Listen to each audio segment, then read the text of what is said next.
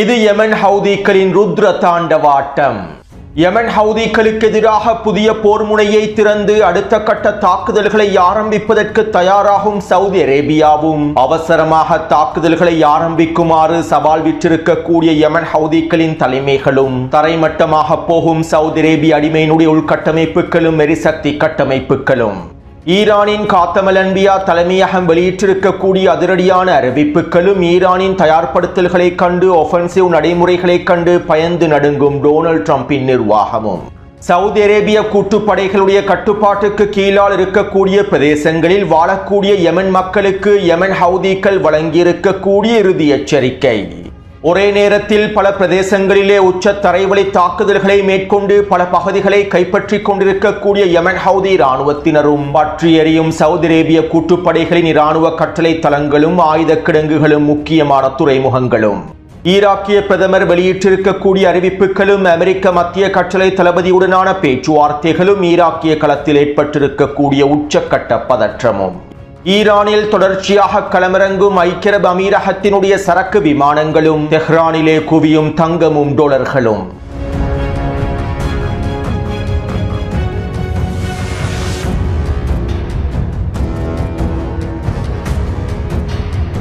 அமெரிக்காவுக்கு எதிராக ஈரான் மேற்கொண்டிருக்கக்கூடிய சபதம் தொடர்பாகவும் ஈரானிய தலைமைகள் அமெரிக்காவுக்கு எதிராக வெளியிட்டிருக்கக்கூடிய அதிரடியான கருத்துக்கள் தொடர்பாகவும் அமெரிக்காவுடனான போரானது நீடிக்கப் போகும் காலப்பகுதி தொடர்பாகவும் ஆப்ரஹாம் லிங்கன் போர்க்கப்பலிலே ஏற்பட்டிருக்கக்கூடிய சிக்கல்கள் தொடர்பாகவும் தற்கொலை செய்து கொள்ளும் அமெரிக்க அதிகாரிகள் மற்றும் சிப்பாய்கள் தொடர்பாகவும் சூடானிய களம் தொடர்பாகவும் இன்னும் பல முக்கியமான தகவல்களையும் உள்ளடக்கி இருக்கக்கூடிய காணொலியை இன்று மதியம் பதிவிட்டுள்ளேன். மேலும் இந்த காணொலியை பார்வையிடாதவர்கள் அவசரமாக கீழே இருக்கக்கூடிய லிங்கினை பயன்படுத்தி பார்வையிடுங்கள். அப்போது தான் செய்திகளுடைய தொடர்ச்சியை உங்களுக்கு தெளிவாக புரிந்து கொள்ள முடியும். அத்தோடு ஈராக்கிய களத்திலே உச்சக்கட்ட பதற்ற நிலைமைகள் ஏற்பட்டுள்ளன.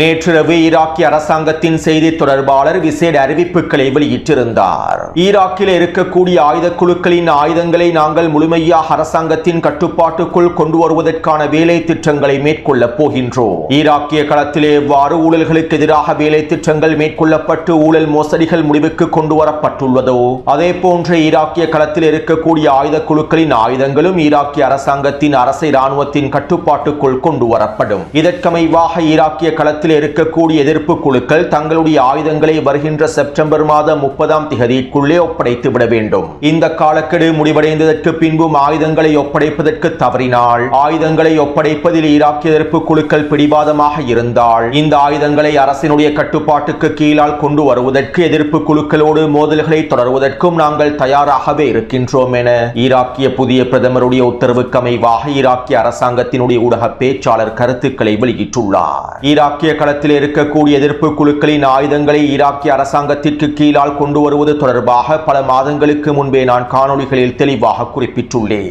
ஈராக்கில் இருக்கக்கூடிய மிக முக்கியமான மிகப்பெரிய எதிர்ப்பு குழுவான PMF படைக்குழுவானது ஈராக்கிய அரசு இராணுவத்தோடு ஒன்றிணைந்தே செயற்படுகின்றது. மேலும் தற்போதைய அறிவிப்புகள் PMF படைக்குழுக்களுக்கு எந்தவிதமான சிக்கல்களையும் ஏற்படுத்தாது. ஏனென்றால் PMF படைக்குழுக்கள் ஈராக்கிய அரசு இராணுவத்தின் ஒரு பகுதியாகவே இணைத்துக் கொள்ளப்படுவார்கள். PMF சட்டத்திட்டங்களுக்கு அமைவாக ஈராக்கிய அரசு இராணுவத்தின் ஒரு பகுதியாகவே PMF படைக்குழுக்கள் அங்கீகரிக்கப்பட்டுள்ளன. இதனால் மிகப்பெரிய எதிர்ப்பு குழுவான PMF படைகளுக்கு எந்தவிதமான சிக்கல்களும் ஏற்பட போவதில்லை. அதே நேரம் காத்திப் ஹிஸ்புல்லா நுஜபா எதிர்ப்பு குழு மற்றும் இன்னும் ஏனைய ஒரு சில எதிர்ப்பு குழுக்கள் ஈராக்கிய களத்திலே இருக்கின்றன. இந்த எதிர்ப்பு குழுக்களும் ஈரானுக்கு முழுமையான ஆதரவை வழங்கக்கூடிய எதிர்ப்பு குழுக்களாகும். மேலும் இந்த எதிர்ப்பு குழுக்கள் தங்களுடைய ஆயுதங்களை கீழே வைக்கப் போவதில்லை என அறிவித்துள்ளார்கள். PMF எதிர்ப்பு குழுவானது ஈராக்கிய அரசு இராணுவத்தோடு இணைந்து செயற்படுகின்றது. இதில் எங்களுக்கு எந்தவிதமான பிரச்சனையும் இல்லை.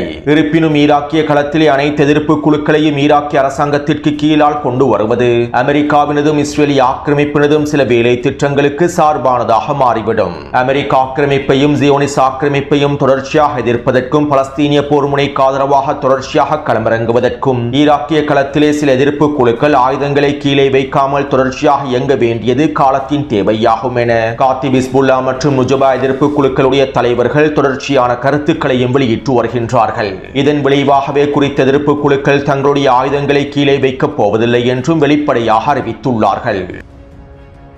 இப்படியான நிலைமையிலேயே வருகின்ற செப்டம்பர் 30ஆம் திகதிக்கு முன்பு அனைத்து விதமான எதிர்ப்பு குழுக்களும் ஈராக்கிய அரசாங்கத்திடம் அவர்களுடைய ஆயுதங்களை ஒப்படைத்து விட வேண்டும் என ஈராக்கினுடைய புதிய பிரதமர் அறிவிப்புகளை வெளியிட்டுள்ளார். அதாவது வருகின்ற செப்டம்பர் 30ஆம் திகதியோடு ஈராக்கிய களத்திலிருந்து அமெரிக்க இராணுவம் முழுமையாக வெளியேறிவிடும். ஏற்கனவே ஈராக்கிய களத்திலிருந்து அமெரிக்கா வெளியேறியுள்ளது. இருப்பினும் அமெரிக்காவினுடைய சில தளங்களும் ஆயுத கிடங்குகளும் ஒரு சில வேலை திட்டங்களும் ஈராக்கிய களத்தில் மேற்கொள்ளப்பட்டு வருகின்றன. குர்திஸ்தான் பிரதேசத்திலும் அமெரிக்க இராணுவம் மறைமுகமாக செயற்படுகின்றது. எனவே இவ்வாறு செயற்படக்கூடிய அமெரிக்காவினுடைய அனைத்து வேலை திட்டங்களும் முழுமையாக நிறுத்தப்பட்டு ஒட்டுமொத்த அமெரிக்க படைகளும் முழுமையாக வெளியேறிவிடுவார்கள். வருகின்ற செப்டம்பர் 30ஆம் திகதியே ஒட்டுமொத்த அமெரிக்க படைகளும் ஈராக்கை விட்டு உத்தியோகபூர்வமாக வெளியேறிவிடுவார்கள். மேலும் இவ்வாறு ஈராக்கை விட்டு ஒட்டுமொத்த அமெரிக்க படைகளும் வெளிநாட்டு படைகளும் வெளியேறியதற்கு பின்பு ஈராக்கிய களத்திலே எதிர்ப்பு குழுக்களுக்கான தேவை இருக்காது என்றும் எதிர்ப்பு போராளிகள் தனியாக செயற்பட வேண்டிய தேவை இருக்காது என்றும் இதனாலேயே அனைத்து எதிர்ப்பு குழுக்களும் அவசரமாக ஆயுதங்களை கீழே வைத்துவிட வேண்டும் என்றும் ஈராக்கினுடைய பிரதமர் அலி அல் ஜெய்தி தொடர்ச்சியான கருத்துக்களையும் வெளியிட்டு வருகின்றார். இதற்கமைவாக நேற்றைய தினம் அமெரிக்க மத்திய கட்டளை தளபதி பிராட் கூப்பர் ஈராக்கிலே களமிறங்கியிருந்தார். ஈராக்கிய பிரதமர் அலி அல் ஜெய்தியோடும் ஈராக்கிய பிரதிநிதிகளோடும் அவர் கலந்துரையாடல்களையும் மேற்கொண்டிருந்தார். மேலும் இந்த சந்திப்பின் போது ஈராக்கிய பிரதமர் அலி அல் ஜெய்தி இவ்வாறு தெரிவித்தார். ஈராக் தன்னுடைய நிலப்பரப்பின் மீதான முழுமையான தேசிய இறையாண்மையை மீட்டெடுத்துள்ளது. ஈராக்கை முழுமையாக பாதுகாப்பதற்கான சொந்த இராணுவ கட்டமைப்புகளையும் சொந்த திறன்களையும் ஈராக் மேற்கொண்டுள்ளது. இதனால் இதற்கு பிறகு ஈராக்குள்ளே எந்த ஒரு வெளிநாட்டினுடைய பிரசன்னமும் தேவையில்லை.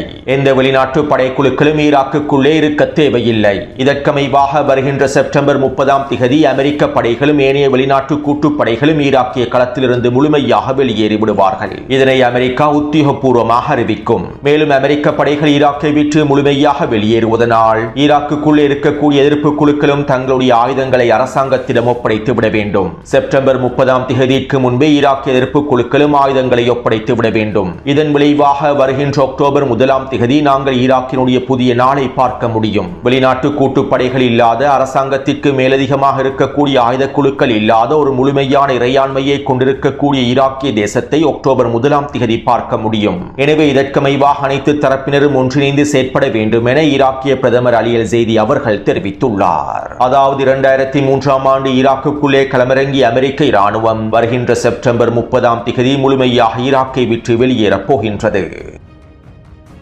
அத்தோடு இங்கிருக்கக்கூடிய ஆபத்தான நிலைமை என்னவென்றால் ஈராக்கை விட்டு அமெரிக்க இராணுவம் உத்தியோகபூர்வமாக முழுமையாக வெளியேறியதற்கு பின்பு ஈராக் எதிர்ப்பு குழுக்களும் அவர்களுடைய ஆயுதங்களை அரசாங்கத்திடம் ஒப்படைத்ததற்கு பின்பு அமெரிக்கா இந்த சந்தர்ப்பத்தை பயன்படுத்தி ஈராக்கிய களத்திலே வேறு விதமான திட்டங்களை நடைமுறைப்படுத்தக்கூடும் என்பதுதான். ஈராக்கிய களத்தில் அமெரிக்க இராணுவம் நிலைத்திருப்பதனால் இதற்கு மேலும் அமெரிக்காவுக்கு எந்த விதமான பயனும் இல்லை. எனவே அமெரிக்க இராணுவம் உத்தியோகபூர்வமாக வெளியேறிவிட்டு ஈராக் எதிர்ப்பு குழுக்களையும் முழுமையாக நிராயுத பாணியாக்கிவிட்டு பின்பு ஈரானுக்கு எதிரான தாக்குதல்களின் போது ஈராக்கிய எதிர்ப்பு குழுக்களை அடக்குவதற்காகவும் இஸ்புல்லா இராணுவத்திற்கு எதிராக தம்பி ஜூலானியை களமிறக்குவதற்காகவும் அமெரிக்கா திட்டமிட்டிருக்கலாம். ஈராக்கிய எதிர்ப்பு குழுக்கள் நிராயுதபாணியாக்கப்பட்டதற்கு பின்பு தம்பி ஜூலானியின் தக்ஃபீரி படைக்குழுக்களை பயன்படுத்தி ஹிஸ்புல்லாவுக்கு எதிராக களமிறக்குவதற்கான திட்டங்களை வகுத்திருக்கலாம். அதே போன்று ஈரானுக்கு எதிரான அடுத்த கட்ட தாக்குதல்களின் போது ஈராக்கிய களத்திலிருந்து அமெரிக்காவுக்கு எதிராக வழங்கப்படக்கூடிய அழுத்தங்களையும் குறைத்து விடலாம். எனவே இப்படியானதொரு திட்டத்தையும் அமெரிக்கா மேற்கொண்டிருக்கலாம் என்பதே மிகவும் ஆபத்தான விடயமாகும். இதனால் தான் ஈராக்கிய களத்தில் இருக்கக்கூடிய காத்திப் ஹிஸ்புல்லா மற்றும் நுஜபா எதிர்ப்பு குழுக்கள் ஆயுதங்களை கீழே வைப்பதற்கு மறுப்பு தெரிவிக்கின்றார்கள். மேலும் ஈராக்கிய களத்திலே ஈரானிய IRGC இராணுவத்தின் நேரடியான கட்டுப்பாட்டுக்கு கீழால் இருக்கக்கூடிய எதிர்ப்பு குழுக்களும் ஆயுதங்களை கீழே வைக்காமல் தொடர்ச்சியாக இயங்கி வருவதற்கே திட்டமிட்டுள்ளார்கள். எனவே தற்போது ஈராக்கிய களத்தில் ஏற்பட்டிருக்கக்கூடிய பதற்றம் தொடர்பாக உங்களுக்கு தெளிவான புரிதல் ஏற்பட்டிருக்கும் என நினைக்கின்றேன். அடுத்து அடிமை அரபு நாடுகளில் இருக்கக்கூடிய எரிசக்தி உரிமையாளர்கள் ஹெர்முஸ் ஜலசந்தி பிரதேசமானது இதற்கு பிறகு முன்னே நிலைமைக்கு திரும்பாது என்பதனை ஒப்புக்கொள்ள ஆரம்பித்து விட்டார்கள் என தெரிவிக்கப்படுகின்றது. கடந்த பிப்ரவரி 28ஆம் திகதி ஈரானுக்கு எதிரான போர் ஆரம்பிக்கப்பட்டதிலிருந்து ஹெர்முஸ் ஜலசந்தி பிரதேசத்தினுடைய ஒட்டுமொத்த கட்டுப்பாட்டையும் ஈரானே கொண்டுள்ளது. மேலும் ஹெர்முஸ் ஜலசந்தி பிரதேசத்தை ஈரானிய கட்டுப்பாட்டிலிருந்து மீட்டெடுப்பதற்காக அமெரிக்காவும் மேற்குலக நாடுகளும் அரபு நாடுகளும் மேற்கொண்டிருக்கக்கூடிய வேலை திட்டங்கள் தோல்வியிலேயே முடிவடைந்து வருகின்றன.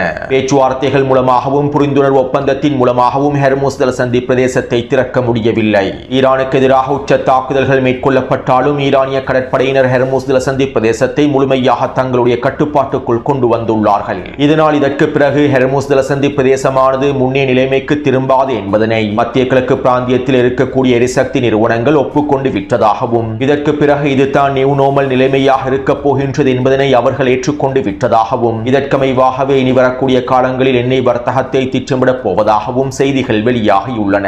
சுருக்கமாக குறிப்பிடுவதாக இருந்தால் அடிமை அரபு நாடுகளில் இருக்கக்கூடிய எரிசக்தி எண்ணெய் உற்பத்தி நிறுவனங்கள் ஹெர்முஸ் ஜலசந்தி பிரதேசத்தை இதற்கு பிறகு மீட்டெடுக்கவே முடியாது என்பதனை ஒப்புக்கொண்டு விட்டார்கள். இதனால் ஈரானிய கட்டுப்பாட்டுக்கு கீழாலேயே ஹெர்முஸ் ஜலசந்தி பிரதேசத்தை பயன்படுத்துவதற்கு தீர்மானித்து விட்டதாகவும் இதற்கமைவாக எண்ணெய் விநியோகத்தை திட்டமிடுவதாகவும் எண்ணெய் விநியோகத்தினுடைய அடுத்த கட்டங்களையும் திட்டமிடுவதாகவும் தகவல்கள் வெளியாகியுள்ளன. அடுத்து இன்றைய தினம் ஐக்கிய அரபு அமீரகத்தினுடைய சரக்கு விமானங்கள் தெஹ்ரானிலே களமிறங்கியிருந்தன. வழமைக்கு மாற்றமாகவே ஐக்கிய அரபு அமீரகத்தினுடைய இந்த சரக்கு விமானங்கள் அதிரடியாக தெஹ்ரானில் களமிறங்கி இருப்பதாகவும் சர்வதேச ஊடகங்கள் குறிப்பிட்டிருந்தன. மேலும் இந்த சரக்கு விமானங்களிலே அதிகளவான தங்கமும் டாலர்களும் குவிக்கப்பட்டிருந்ததாகவும் இவற்றை ஈரானில் களமிறக்குவதற்காகவே இந்த விமானங்கள் களமிறங்கி இருந்ததாகவும் தெரிவிக்கப்படுகின்றது. கிட்டத்தட்ட 200 மில்லியன் டாலர்கள் பெறுமதி அளவிலான தங்கம் குறித்த சரக்கு விமானங்கள் மூலமாக களமிறக்கப்பட்டிருப்பதாகவும் பல பில்லியன் டாலர்களும் களமிறக்கப்பட்டிருப்பதாகவும் குவிக்கப்பட்டிருப்பதாகவும் தெரிவிக்கப்படுகின்றது. அதாவது ஐக்கிய அரபு அமீரகத்திலே ஈரானினுடைய முடக்கப்பட்ட சொத்துக்கள் காணப்படுகின்றன. கிட்டத்தட்ட 60 பில்லியன் டாலர்களுக்கும் அதிகமான ஈரானிய சொத்துக்கள் ஐக்கிய அரபு அமீரகத்திலே முடக்கப்பட்டுள்ளன.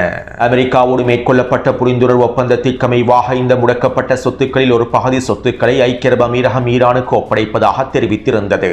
இப்படியான நிலைமையிலேயே ஐக்கிய அரபு அமீரகம் இந்த தங்கத்தையும் டாலர்களையும் தற்போது ஈரானிலே களமிறக்கி வருகின்றது. ஈரானின் முடக்கப்பட்ட சொத்துக்களை திரும்பி வழங்கி வருகின்றது. மேலும் ஐக்கிய அரபு அமீரகம் ஈரானின் முடக்கப்பட்ட சொத்துக்களை மீண்டும் வழங்குவதற்கு சில காரணங்களும் இருக்கின்றன.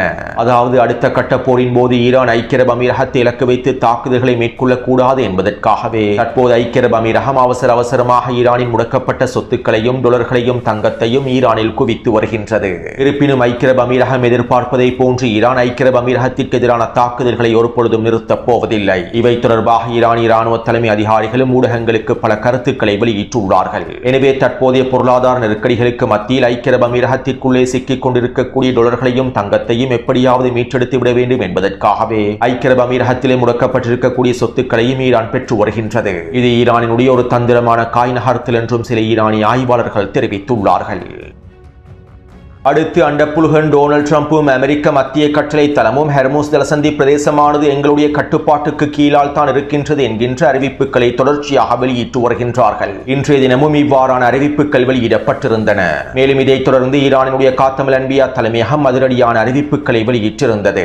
ஹெர்முஸ் ஜலசந்தி பிரதேசத்தை கட்டுப்படுத்துவதாகவும் ஹெர்முஸ் ஜலசந்தி பிரதேசத்திலே சாதாரணமாக போக்குவரத்து நடைபெற்று வருவதாகவும் அமெரிக்கா கூறக்கூடிய கருத்துக்கள் போலியான கருத்துக்களாகும். இந்த போலி பிரச்சாரங்கள் அமெரிக்க இராணுவத்தினுடைய விரக்தியையும் களத்திலே அவர்கள் அடைந்திருக்கக்கூடிய தோல்வியையும் உறுதிப்படுத்துகின்றன. ஹெர்முஸ் ஜலசந்தி பிரதேசம் கடந்த காலத்தை போன்ற ஈரானிய இராணுவத்தின் கட்டுப்பாட்டில் இருக்கின்றது. மேலும் வலிமை மிக்க ஈரானிய ஆயுதப்படைகளுடைய அனுமதியை பெற்றுக் கொள்ளாமல் யாருக்கும் ஹெர்முஸ் ஜலசந்தி பிரதேசத்தை கடக்க முடியாது. அமெரிக்கா இந்த பகுதியில் தொடர்ச்சியாக தீமைகளையும் அச்சுறுத்தல்களையும் விதைப்பதற்கே முயற்சி செய்கின்றது. மேலும் அமெரிக்காவுடைய இந்த அச்சுறுத்தல்களுக்கு நாங்கள் சரியான பதிலடிகளையும் வழங்கி வருகின்றோம். அதே போன்று அமெரிக்கா சில ஆக்கிரமிப்பு நடவடிக்கைகளை மேற்கொள்வதற்கு முயற்சி செய்கின்றது. இதனால் நாங்கள் அமெரிக்கர்களுக்கு தெளிவான எச்சரிக்கையை வழங்குகின்றோம். உங்களுடைய எந்த ஒரு புதிய ஆக்கிரமிப்புக்கும் நாங்கள் உச்ச பதிலடிகளை வழங்குவோம். ஹெர்முஸ் ஜலசந்தி பிரதேசத்திலே நீங்கள் எதிர்பார்க்காத பல விடயங்களை நாங்கள் மேற்கொள்வோம். இதனால் ஹெர்முஸ் ஜலசந்தி பிரதேசத்தை விட்டு நீங்கள் அனைவரும் தூரமாகவே இருந்து கொள்ளுங்கள் என ஈரானின் காத்தமல் அன்பியா தலைமையகத்தின் ஊடக பேச்சாளர் தெரிவித்துள்ளார். அடுத்து யமனின் களத்திலே மோதல்கள் உச்சக்கட்டத்தை நோக்கி நகர்ந்து வருகின்றன. இதற்கமைவாக யமன் ஹவுதி இராணுவத்தினர் சவுதி அரேபியாவின் கூட்டுப்படைகளுடைய கட்டுப்பாட்டு பிரதேசத்திலே வாழக்கூடிய யமன் மக்களுக்கு இறுதி எச்சரிக்கைகளையும் வெளியிட்டுள்ளார்கள். யமன் மக்களுக்கு எதிராக, பெண்களுக்கு எதிராக, குழந்தைகளுக்கு எதிராக மேற்கொள்ளக்கூடிய கொடூர தாக்குதல்களை பற்றியும் யமனின் இறையாண்மையை மீறுவது பற்றியும் சவுதி அரேபியா கவலைப்படுவதில்லை. இதனால் யமன் மக்களும் போராளிகளும் சவுதி அரேபியாவின் ஆக்கிரமிப்பை முழுமையாக முடிவுக்கு கொண்டு வருவதற்கு மிகப்பெரிய போரிலே களமிறங்கிவிட்டார்கள். வருகின்றார்கள். தற்போது இந்த போர்க்களமானது மிக நீண்ட போர்க்களமாக மாறி வருகின்றது. இஸ்ரேலிய ஆக்கிரமிப்புக்கு எதிராகவும் சவுதி அரேபிய ஆக்கிரமிப்புக்கு எதிராகவும் அமெரிக்காவுக்கு எதிராகவும் நாங்கள் கடந்த 12 வருடங்களாக போராடி வருகின்றோம். தற்போதைய போர்க்களத்தில் புதிய சமன்பாடுகளை விதித்து எங்களுடைய போராளிகள் வீரியமான தாக்குதல்களை மேற்கொண்டு வருகின்றார்கள். சவுதி அரேபியாவுடைய ஆயுத கிடங்குகளையும் இராணுவ கட்டளை தளங்களையும் சவுதி அரேபியாவுடைய இராணுவ தலைமைகளையும் சவுதி அரேபிய கூட்டுப்படைகளின் முக்கியமான தளங்களையும் அளித்து வருகின்றார்கள். அதே நேரம் சவுதி அரேபியா தன்னுடைய இழப்புகளை முழுமையாக மூடி மறைத்து வருகின்றது. கொல்லப்பட்டிருக்கக்கூடிய அதனுடைய தலைமை அதிகாரிகளுடைய இழப்புகளை மூடி மறைத்து வருகின்றது.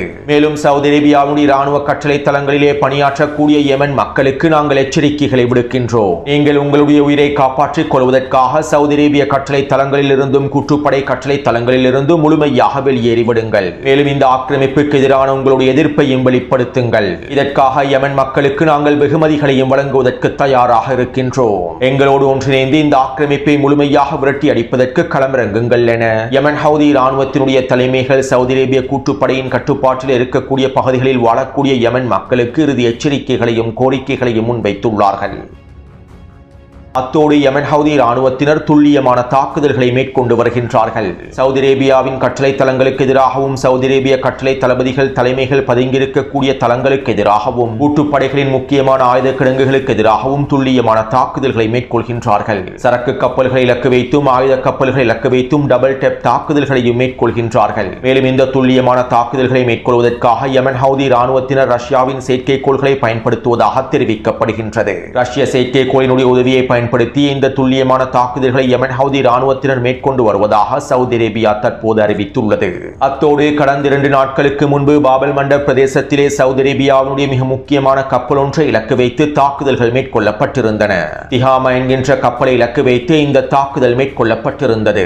இந்த தாக்குதலினால் குறித்த கப்பலில் இருக்கக்கூடிய 2 பாகிஸ்தானியர்களும் கொல்லப்பட்டிருந்தார்கள். இப்படியான நிலைமையில் நேற்றைய தினம் யெமன் ஹவுதிகள் குறித்த கப்பலை இலக்கு வைத்து மீண்டும் தாக்குதல்களை மேற்கொண்டுள்ளார்கள். அதாவது குறித்த கப்பலானது மோக்கா துறைமுகத்திற்கு அருகாமையில் நிலை கொண்டுள்ளது. சேதமடைந்திருக்கக்கூடிய குறித்த கப்பலை பார்வையிடுவதற்காக சவுதி அரேபியாவுடைய ஆதரவு பெற்ற NSF படைக்குழுக்களும் சவுதி அரேபிய கூட்டுப்படைகளுடைய முக்கியமான தலைமை அதிகாரிகளும் தளபதிகளும் சென்றுள்ளார்கள். இந்த சந்தர்ப்பத்திலே துல்லியமான தகவல்களை உளவு தகவல்களை பெற்றுக்கொண்டு யெமன் ஹவுதி இராணுவத்தினர் குறித்த கப்பலை இலக்கு வைத்து மீண்டும் ட்ரோன் தாக்குதல்களையும் ஏவுகணை தாக்குதல்களையும் மேற்கொண்டுள்ளார்கள். இவ்வாறு குறித்த கப்பலை இலக்கு வைத்து டபுள் டேப் தாக்குதல்களை மேற்கொண்டதனால் இந்த கப்பலுக்குள்ளே இருந்த சவுதி அரேபியாவின் மிக முக்கியமான அதிகாரிகளும் தளபதிகளும் சவுதி அரேபிய கூட்டுப்படையினுடைய அதிகாரிகளும் தளபதிகளும் கொல்லப்பட்டிருப்பதாக தெரிவிக்கப்படுகின்றது. கிட்டத்தட்ட 8க்கும் அதிகமானோர் கொல்லப்பட்டிருப்பதாகவும் தெரிவிக்கப்படுகின்றது. இருப்பினும் இந்த இழப்புகளை சவுதி அரேபியா முழுமையாக மூடி மறைத்து விட்டது.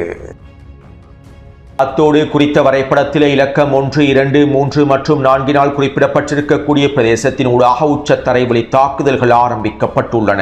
இலக்கம் 1 குறிப்பிடப்பட்டிருக்கக்கூடிய ஹுதைதாவின் தெற்கு பிரதேசமான ஹேஸ் மலைத்தொடர் பிரதேசத்தின் ஊடாக வீரியமான மோதல்கள் நேற்றிரவில் இருந்து ஆரம்பிக்கப்பட்டுள்ளது.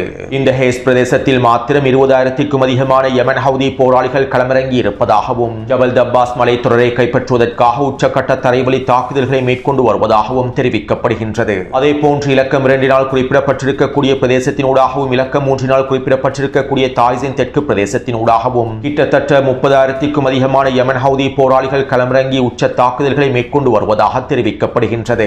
நேற்றிரவு குறித்த பிரதேசத்தின் ஊடாக யெமன் ஹவுதி இராணுவத்தினர் மேற்கொண்ட தரைவழி தாக்குதல்களினால் டசன் கணக்கான சவுதி அரேபிய சிப்பாய்களும் அதிகாரிகளும் கொத்தாக அளிக்கப்பட்டிருப்பது உறுதி செய்யப்பட்டுள்ளது. மேலும் தாய்ஸின் தெற்கு பிரதேசத்தில் இருக்கக்கூடிய கிட்டத்தட்ட 3க்கும் அதிகமான கிராமங்களையும் யெமன் ஹவுதி இராணுவத்தினர் கைப்பற்றியுள்ளார்கள். மேலும் இலக்கம் 3 குறிப்பிடப்பட்டிருக்கக்கூடிய பகுதியின் ஊடாக யெமன் ஹவுதி இராணுவத்தினர் வேகமாக முன்னேறி வருகின்றார்கள். அதே போன்று இலக்கம் 4 குறிப்பிடப்பட்டிருக்கக்கூடிய அத்தாலி பிரதேசத்தின் ஊடாகவும் வேகமாக முன்னேறி வருகின்றார்கள். இன்று அதிகாலையிலிருந்து அத்தாலி பிரதேசத்தின் ஊடாக கிட்டத்தட்ட ஏவுகணை தாக்குதல்களும் ட்ரோன் தாக்குதல்களும் மேற்கொள்ளப்பட்டுள்ளன. இந்த தாக்குதலினால் குறித்த பிரதேசத்திலே நிலை கொண்டிருக்கக்கூடிய சவுதி அரேபிய கூட்டுப்படை அதிகாரிகளில் டசன் கணக்கானோர் அளிக்கப்பட்டிருப்பது உறுதி செய்யப்பட்டுள்ளது. மேலும் அத்தாலியினுடைய தெற்கு பகுதியில் இருக்கக்கூடிய 2 ஆயுத கிடங்குகளையும் யெமன் ஹவுதி இராணுவத்தினர் அளித்துள்ளார்கள். சவுதி அரேபிய கூட்டுப்படைகளின் தொடரணிகளை இலக்கு வைத்தும் தாக்குதல்கள் மேற்கொள்ளப்பட்டுள்ளன. இந்த தாக்குதல்களிலே குறைந்தது 4க்கும் அதிகமான போர் வாகனங்கள் ஜீப் வண்டிகள் அளிக்கப்பட்டிருப்பதாகவும் அதற்குள் இருக்கக்கூடிய சவுதி அரேபிய கூட்டுப்படை அதிகாரிகளும் சிப்பாய்களும் கொத்தாக அளிக்கப்பட்டிருப்பதாகவும் தெரிவிக்கப்படுகின்றது. அத்தோடு இலக்கம் 5 குறிப்பிடப்பட்டிருக்கக்கூடிய மாரிப் பிரதேசத்தினூடாகவும் தரைவழி மோதல்கள் நடைபெற்று வருகின்றன. மேலும் நேற்றிரவு மாரிப் பிரதேசத்தினூடாக யமன் ஹவுதி ராணுவத்தினர் மீண்டும் பெரிய அளவிலான ட்ரோன் தாக்குதல்களை மேற்கொண்டார்கள். இதன் விளைவாக நள்ளிரவு வேளையில் மாரிப் பிரதேசத்தில் மாத்திரம் 5க்கும் அதிகமான வெடிப்புகள் பதிவாகி இருந்தன. மேலும் இதன்போது 3 ஆயுத கிடங்குகள் அளிக்கப்பட்டிருப்பது உறுதி செய்யப்பட்டுள்ளது. அதேபோன்று இன்று மதியம் யமன் ஹவுதி ராணுவத்தினர் ஹதர்மோத் பிரதேசத்தை இலக்கு வைத்து மீண்டும் பெரிய அளவிலான ட்ரோன் தாக்குதல்களை மேற்கொண்டிருந்தார்கள். ஹதர்மோத் பிரதேசத்தில் இருக்கக்கூடிய விமான நிலையங்களை இலக்கு வைத்தும் ஆயுத கிடங்குகளை இலக்கு வைத்துமே இந்த தாக்குதல் மேற்கொள்ளப்பட்டிருந்தது. இந்த தாக்குதலிலே ஹதர்மோத் பிரதேசத்தில் 8 வெடிப்புகள் பதிவாகியுள்ளன. அல்-அபர் பிரதேசத்திலும் 3 வெடிப்புகள் பதிவாகியுள்ளன. இவை அனைத்தும் ஆயுத கிடங்குகளை இலக்கு வைத்து மேற்கொள்ளப்பட்டிருக்கக்கூடிய தாக்குதல்கள் என்றும் இராணுவ கட்டளை தளங்களிலும் வெடிப்புகள் பதிவாகி இருப்பதாகவும் தெரிவிக்கப்படுகின்றது. மேலும் குறித்த தாக்குதல் தொடர்பான ஒரு சில காணொலிகளை டெலிகிராம் சேனலில் பதிவிட்டுள்ளேன். அத்தோடு இன்று மாலை யமன் ஹவுதி ராணுவத்தினர் சிவப்பு நிற வலயத்தினால் காண்பிக்கப்பட்டிருக்கக்கூடிய மோக்கா துறைமுகத்தை இலக்கு வைத்தும் தாக்குதல்களை மேற்கொண்டுள்ளார்கள். மோக்கா துறைமுகத்திலே நிலைநிறுத்தப்பட்டிருக்கக்கூடிய 2 சரக்கு கப்பல்களை இலக்கு வைத்து தாக்குதல்களை மேற்கொண்டுள்ளார்கள். இந்த 2 சரக்கு கப்பல்களும் சவுதி அரேபியாவுடைய ஆயுத கப்பல்கள் என்றும் தெரிவிக்கப்படுகின்றது. அது மட்டுமல்லாமல் மோக்கா துறைமுகத்தில் இருக்கக்கூடிய சில முக்கியமான களஞ்சிய சாலைகளை இலக்கு வைத்தும் ட்ரோன் தாக்குதல்கள் மேற்கொள்ளப்பட்டுள்ளன. இந்த களஞ்சிய சாலைகளில் சவுதி அரேபிய கூட்டுப்படைகளுக்கு தேவையான உணவுகள் களஞ்சியப்படுத்தப்பட்டு வைத்திருப்பதாகவும் இவர்களுடைய இந்த உணவு விநியோகத்தை தடுக்கும் நோக்கத்தோடு இந்த தாக்குதல்கள் மேற்கொள்ளப்பட்டிருப்பதாகவும் தெரிவிக்கப்படுகின்றது. சுருக்கமாக குறிப்பிடுவதாக இருந்தால் கடந்த 24 மணித்தியாலத்திற்குள்ளே யமன் ஹவுதி ராணுவத்தினர் ருத்ர தாண்டவ தாக்குதல்களை மேற்கொண்டு வருகின்றார்கள். அத்தோடு நேற்றிரவு சவுதி அரேபியாவின் தலைநகரான ரியாதிலே விசேட கலந்துரையாடல்கள் மேற்கொள்ளப்பட்டுள்ளன. சவுதி அரேபியாவுக்கு தப்பிச் சென்ற ரஷாத் அல் அலிமியும் சவுதி அரேபியாவுடைய பாதுகாப்பு அமைச்சரும் ஒன்றிணைந்து இந்த விசேட கலந்துரையாடல்களை மேற்கொண்டுள்ளார்கள். இதன்போது யமன் ஹவுதிகளின் மிக முக்கியமான மூலோபாய பிரதேசமாக இருக்கக்கூடிய பாபல் மண்ட பிரதேசத்திற்கு அருகாமையில் இருக்கக்கூடிய பகுதிகளையும் உதைதா துறைமுக பிரதேசங்களையும் முழுமையாக கைப்பற்றுவதற்கான திட்டங்கள் முன்வைக்கப்பட்டுள்ளன. சவுதி அரேபியாவுக்கு எதிரான கடற்படை முற்றுகையை முடிவுக்கு கொண்டு வர வேண்டுமாக இருந்தால் உதைதா துறைமுகத்தையும் பாபல் மண்ட பிரதேச துறைமுகங்களையும் முழுமையாக சவுதி அரேபியா தன்னுடைய கட்டுப்பாட்டுக்குள் கொண்டு வர வேண்டும். இதற்கமைவாக செங்கடல் பிரதேசத்தின் வழியாக போர் முனையொன்றை உருவாக்கி குறித்த பிரதேசங்களை கைப்பற்றுவதற்கான திட்டமே முன்வைக்கப்பட்டுள்ளது. மேலும் இந்த திட்டத்திற்கமைவாக சவுதி அரேபியா நேரடியாக களமிறங்கி யமன் ஹவுதிகளுக்கு எதிராக மிகப்பெரிய தாக்குதல் ஒன்றை மேற்கொள்ளப் போவதாகவும் தெரிவிக்கப்படுகின்றது. அத்தோடு இந்த தகவல்கள் வெளியானதை தொடர்ந்து யமன் அன்சாருல்லாவினுடைய அரசியல் பணியக உறுப்பினர் அல் புகைத்தி அவர்கள் இவ்வாறு தெரிவித்தார். சவுதி அரேபியா எங்களுக்கு எதிராக நேரடியாக களமிறங்கினால் விரிவான தாக்குதல்களை மேற்கொண்டால் நாங்கள் சவுதி அரேபியாவின் மின்சார கட்டமைப்புகளையும் எரிசக்தி கட்டமைப்புகளையும் நீர் சுத்திகரிப்பு கட்டமைப்புகளையும் இலக்கு வைத்து தாக்குதல்களை மேற்கொள்வோம். சவுதி அரேபியாவுடைய ஒவ்வொரு உள்கட்டமைப்புகளையும் பாலங்களையும் இலக்கு வைத்து தாக்குதல்களை மேற்கொள்வோம். ஒட்டுமொத்த சவுதி அரேபியாவையும் முடக்கக்கூடிய தரைமட்டமாக்கக்கூடிய தாக்குதல்களை மேற்கொள்வோம் என அவர் குறிப்பிட்டுள்ளார். எனவே தற்போது யமனின் களத்திலே மோதல்கள் உச்சக்கட்டத்தை நோக்கி நகர்ந்து கொண்டிருக்கின்றன. சவுதி அரேபியாவானது அதனுடைய அழிவை நோக்கி நகர்ந்து கொண்டிருக்கின்றது. எனவே இந்த காணொலி தொடர்பான கருத்துக்களை பதிவிடுங்கள். தொடர்ந்து என்னுடன் இணைந்திருங்கள். நன்றி, வணக்கம்.